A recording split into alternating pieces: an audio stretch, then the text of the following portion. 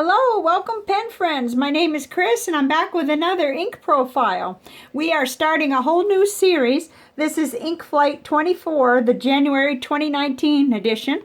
And we're going to start right in with the first one on the panel I made, which is, this ink is Taccia from Japan. And the color today is ebby or purple red. Not sure about the pronunciation of that word, but so let's dive right in because this is a beautiful ink. Like to put it right into the bath test so that while we're talking it can be doing whatever it's going to do, which will help us learn a little bit about the ink. I've been writing with this for a couple of days and I really like it. That's going to be the challenge, I think, with this ink flight, is I'm not going to want to clean it out of the 3 or 2 pens that I use. Okay. While that is doing whatever the water's going to do to it, we'll get into the Rhodia Goal book, my ink journal. And the beginning spread is pretty boring right now. We're just looking at one that I filled in, and I'll go from there. And in the end, it'll be pretty colorful. But let's see how we came out. Okay, so I did do, thanks to my pen friend Sharon, sent me some more chromatography strips, and I did the chromatography on this one. And I thought that was really pretty. Gracious, how that separated, beautiful, and that can tell us something. And then I started right in here with the broad nib on the Serendipity to kind of put it down and take a look at it on this beautiful Rhodia paper here. And I also put it on a little piece of Tomoe River paper so we could get to see that. I'm not sure whether you can pick up on that. There's some gold sheen right there. And the light from the window to my left is helping me see that a little. I hope you can. Okay, so I made the discovery Sunday. That's how long I've been writing with this ink. That Pen Chalet has this for a 4 ml sample for $2.75 and the 40 ml bottle for $12. I was excited about that because, you know, there have been so many inks lately I've fell in love with that were too expensive for me, really. And this isn't too bad. Of course, it isn't a lot of ink. It's 40 ml, but that's really good. And then over at Anderson Pens, they have it a 3 ml sample for $1.75 and the same price, $12 for the 40 ml bottle. So that's good to know as I'm looking ahead. I'm looking at that Murasaki purple and oh my goodness. I don't know how I'm going to, you know, resist that. Anyway, what I love about it so far, as I was doing this, was how saturated it is and how it flows out of the pen like a dream. Both pens. And this Lamy fine nib tends to be a little bit dry. Mine does, you know. But so it likes real flowy inks, and it just really loved that. So that was my starting point, again, with the chromatography and the ink journal there. And then I moved on next over into the Cafe Note by Nanami Paper Company, and it has Tomoe River paper in it too. I wrote more than just this. This was today's with it. And here it is on the left in the broad nib, and on the right it's in the Lamy fine nib, in the Vista. That pen is right here. So this is the one I'm choosing for this series anyway, to clean out each time and use. So this is just the notebook that I make all my notes on my intermittent fasting and low-carb lifestyle, which has set in very well and improved my health like crazy. I just can't believe it. Sometimes I look in the mirror, I look at my legs and I say, whose legs are those? You know, I mean, it's just wonderful that I finally found something that works for me. But I liked it, especially in the broad nib, because I do like a dark saturated ink anyway. And then, I did like the bright kind of, it brightens it and lightens it just a little bit in the finer nib. So I was not unhappy with that either. I liked both. And then I went into this one, which came in an Ink Flight. And I forgot to mention in the beginning, Ink Flight is a subscription box that you can get either with or without pen goodies. Without the pen goodies, it's $14, and with it, it's $25 a month. And then if you're in another country other than the USA, I can't speak about shipping, so that's a different thing. I don't know. I think I've heard it can be expensive depending on where you live. But I really enjoy this, and this is one of the goodies I really enjoyed, was this Nemesis little notebook. I love how the ink goes onto here. I love to see it, and it doesn't bleed through. So that's what I really love about it. I put the Taccia Ebby into my glass nib pen, this little Moonman Mini Wankai glass nib pen, and this is how it came out. It was nice and dark. It writes like a medium nib, I think. And this is a quote that was from a viewer and a pen friend here on the channel, and I love it. The perfect. And I've seen online that you could use, it may be, you know, there's some controversy about it. It might be the original quote might have said best. The best, or the perfect, is the enemy of the good. And since I deal with perfectionism and I run into being kind of stuck sometimes, I love this quote and I need it near me. It just was wonderful to read that. And it's helping me with a project, which I'll talk about at the end of the video. So I thought this was a great chance to see how this ink looks. And right away that reminded me of Diamine Syrah. And we'll look at some comparisons in a minute. But first, I've got it on some paper samples here for you. The first one is my favorite letter writing paper, which is Tomoe River paper.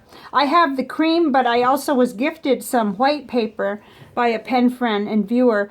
So I now have had a chance to write on the white Tomoe River paper, which I love too. This is the A4, the large full-size sheet. And I like to kind of dab the ink on there because you can kind of see a lot about what it does that way. But there it is in the broad nib and in the Lamy fine nib. And it just, it loves this paper. You know, and I was afraid it might dry a little light, but it actually didn't, I don't think. To my eye, it just didn't. I would have been perfectly happy with the fine nib on this for a letter too. So, and I've written some with the broad nib. Next is Leuchtturm 1917 Dot Grid, a favorite of mine, an everyday paper that I use in my bullet journal. This was right after I did a fill too, so it might be a little dark, but I tried to write out as much of the ink as I could to get it kind of to a medium point first, but it's pretty saturated there. So that's the broad nib and then the Lamy fine nib. I checked very carefully and I saw a little shadowing, but no bleed through. So that was pretty amazing. I thought it was going to bleed through, but it didn't. Okay, then on the Rhodia 80 gram dot grid, this is the white dot grid. It's like a big pad that I have. There it is, kind of the ink painted on with a paintbrush. And here we are in the broad nib and the Lamy fine nib. And like I said, I just didn't have any issues of dragging or, you know, dryness or anything with either nib.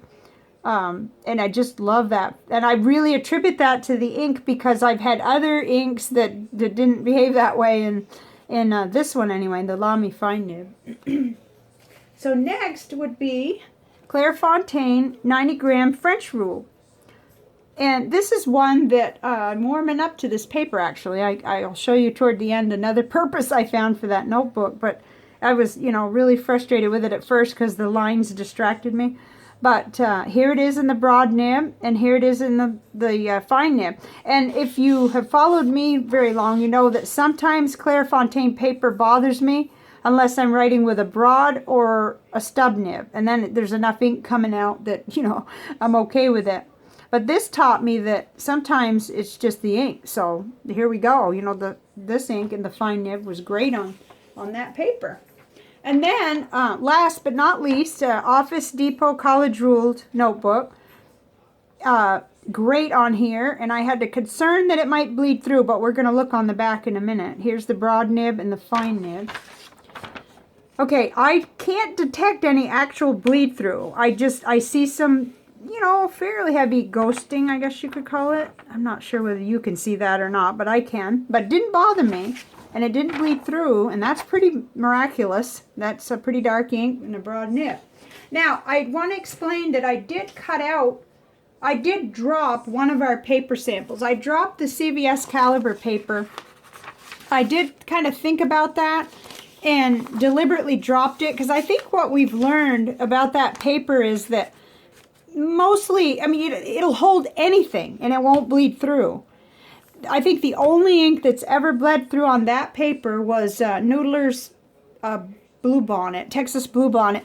But it lightens the inks, and it isn't really so much applicable to everyone, you know. So I just decided to stay with these. But I would like feedback if you're like gonna really miss that. There's no reason why I couldn't keep it in. I got tons of it and I use it, but I find myself not reaching for it as much for letters, but for little notebook entries and other things. So anyway, that's the reason I dropped that. So let's check in on this and then we'll get to the comparisons. Wow, that just, okay, it changed the color, but we're seeing quite a bit. I mean, you could certainly read that. So that answers my question about why I was so nervous about it bleeding through. It is pretty strong. It is resistant of the water. Wow, it turned blue from that beautiful purpley red, but that's amazing. Okay, now I'm all wet. Okay, let's go ahead and get our that is the panel. This is the panel that I did just special for this ink. Okay, so right in the middle is our ink of the day, Taccia Purple Red. Let's just call it that, since I don't know how to pronounce that other. This was a matter of eliminating so many inks because there were so many that kind of looked a lot like it on the surface. But what I found was some of the inks kind of veered toward red and some of them toward purple more. And so that's what this came out to be for me. And it's really kind of, it stayed true in my mind that these two are a lot alike, but I thought Diamine Syrah kind of headed over a little more toward red. And I could be wrong. This is very, very hard. Once you get them side by side, they start to blend together and look alike, you know. And Diamine Burgundy Royale was similar, but see how it goes kind of darker, or not darker necessarily, but back toward burgundy more. It's very interesting to me how this is. I was just convinced too that Diatramentus elderberry was going to be closer to it than it is. This has some brightness in it that's so different. I almost don't know how to describe it or compare it really. And then Kobe No. 6 Bordeaux has a lot in common with it too. So really, it's hard looking at this panel. The only one that gives me a true contrast is the Noodler's Black Swan and Australian Roses. Just looks more pinkish and more reddish. And it's lighter enough that you can really distinguish it. And this is one of my favorite inks. And I think it's common enough that you probably have seen it. And that'll help you, you know, kind of determine where this ink falls. So I felt, when I got done with this, I felt like, well, I've got this color covered pretty well. These are all ink samples except for, I do have a bottle of Noodler's, or what's left of my bottle of Black Swan and Australian Roses. Everything else are samples. So I don't feel like this urgency to get a bottle of this because I do have quite a few colors similar. But it's such a well-behaved ink. That's the thing. I really enjoyed it. Okay, so let's see how it did on my visual journal, which is, oh, and just for anybody brand new, I really should mention that what I'm using on all of these panels, the initial ink flight panel and then the comparison panel, this is all 140-pound watercolor paper from Walmart, actually. And I just finished the pad. Hold on. Kind of a big deal to me because I'm on a modified spending plan this year because I'm on a big time savings program for myself. So I finished this one and I have another one. This is what I get, the Canson watercolor paper. It's very economical and it helps a lot because it's $5 for the big 30 sheet pad. And I cut them down to 9x9 and I have 3 inches left for all kinds of different things I want to do. So anyway, that's a big deal that I'm buying and using up things. I'm not like getting anything that I'm not using. So that's a very important concept for me this year. So here it is, Taccia Purple Red. And it really quickly moved and scattered on the Nick Stewart technique, which is what this is. you put the water down first and then you dab with a paintbrush and you get all these neat effects. But it, you know, you could see how, well, I can anyway, that it kind of turns blue. It goes from like a burgundy and a red and then on to different shades as it just dissipates, and it's quite pretty. Did different things than the Noodler's Purple Mountain Majesties back here. And then here's the other one. This is the one I did directly into the visual journal. And I did try to get sort of a landscape here, and I attempted to put a bird in, things like that. But I try not to ruin them. Once they look pretty, I don't like to keep going. I get really worried because once it dries too much, the dots just look ridiculous. So anyway, I just try to be real casual in this visual journal, and it's fun to see what the ink will do. So that was really fun. Now, I've got to make sure I'm not forgetting anything, because there were a couple of things I wanted to talk about before I end the video. But just for anybody who needs to get going right away, excuse me, the next ink profile will be the blue, the second one, and that seems to have red sheen in it too. So that'll be interesting. I know we have a lot of people who love blue, and then there's been a lot of interest in this third one, the golden wheat. So we're getting there. It's just, let me explain why I've been absent, because I really have been. So there's that. This is what I've been up to. I've been still doing my tidying up, and I am on the category of papers. And let me tell you, it's no joke. It is no joke, but it's kind of funny, because I've discovered, so far anyway, that there's a ways to go in this process. This is the Marie Kondo.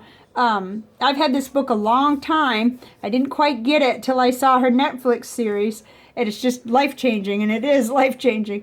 But I have a problem with paper. Huge problem. Here's just a little sample of stuff I gathered up. These are my index cards, and I know there are more, but I'm still working on this category. I take notes, and in a way it's good when they're on index cards, because then I can just get rid of the ones I don't want to keep and sort of have a way to move them around into other places. This was an idea I got from Anne Lamott, a writer, and she wrote in Bird by Bird that index cards were good for writers. But this is just a small sample. I have now done all of our files, and I can't believe some of the stuff that I was keeping. Now, I had done it back in the late 90s. So I was dealing with 18 years worth of paperwork, basically. Some of the files I'd cleaned out and just kept the most recent year, but some of them I had kept things on appliances we no longer have, and so it's feeling really good. But it also has been like, because I think the last time I did a video was Saturday, so every day I've been intensely into this paperwork challenge. And yesterday I completed some that was really rough on me. I had kept all my dad's paperwork from his cancer. And I decided, I'd kept it a long time. I kept it 3 years. It's going to be, 4 years next month though. So that's almost 4 years I kept it all. And what I decided was I needed to let go of that. And it was a really heart-wrenching and difficult process, but I realized all that we really need now is the diagnosis and an understanding of it generally, and I have that, and I have journals too, but I had kept every paper from the hospital, and organized in a nice binder and everything, but it isn't good for me to keep those things. And that was just one example. I even had some emails that were, wow, I would never want to read them again, but I read them, and I'm getting rid of them. And it's just good, because even the writer wouldn't want me to hang on to them. Now things have changed. That's past. But anyway, this is just life-changing. And where I am at right now is I'm going through a whole bunch of old notebooks. So I'm just finishing paperwork, and I'm going on to what she calls kimono, miscellaneous items, which is covers a big area. And my understanding is it's CDs, DVDs, skincare products, makeup, not much of that around here, accessories, valuables, electrical equipment. I could tell you we have a whole drawer of plugs, and miscellaneous weird stuff. Oh, stationery and writing materials. Okay, But she says at the bottom, if you have many items related to a particular interest or hobby, treat these as a single category, subcategory. So that's what I'm going to have to do with stationery, pens, inks, that whole, in fact, I'll probably have to break it down by pens, stationery, and inks. They're such large categories. And I would like to do those toward the end in sentimental because they are very sentimental to me. And anyway, this is what I've been doing. And it's really good for me. It's like helping my energy. There's releasing a whole bunch of old things. I mean, I've done my clothing, I've done my books, and now I'm doing my papers and they're almost done. So that's where I've been. And as far as what's next, this is one of the things I'm going to do next is a little kind of a review on the Lamy Expression mini pen, pocket pen that I got for Christmas. So that's something coming up. And along with, of course, the next inks in this ink flight. And I think we're doing pretty good. There's still some month left. That's really good. January's not over yet. And then the last thing I wanted to tell you was I'm challenging myself because I discovered on the 13th that I had 25 fountain pens inked up. Now, I don't know how that happened, but anyway, now I have 20 because I've cleaned out, I've made a little column here and I've cleaned out 5. And I'm really working at using up the ink in these pens, so I'm afraid pen pals might get a little bored. Whatever is in my serendipity for the review I'm currently doing, that's going to be, that will be the saving grace for me for not using the exact same ink. You know, I'll be changing that out. And I will just be cleaning the Lamy and the Wankai Mini glass nib each time so that I keep those 3 pens going for the ink profiles. The rest of these, you know, I'm some of them are ready to be cleaned out soon. But this is something that just, it's overwhelming for me right now to have that many inked up. So I'm working on that too. And it's like the clarity and everything I'm getting from this clutter project or, you know, tidying up project is just amazing. Very helpful. Things are getting done. I got tax papers done.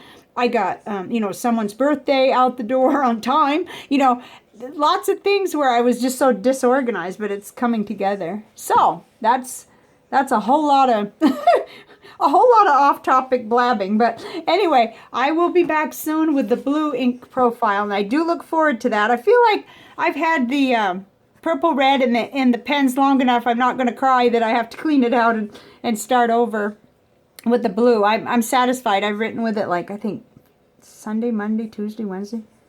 Wow, this is the 5th day. That's pretty good. That's pretty good. So, I will see you next time. Thank you very much for being here, and bye for now.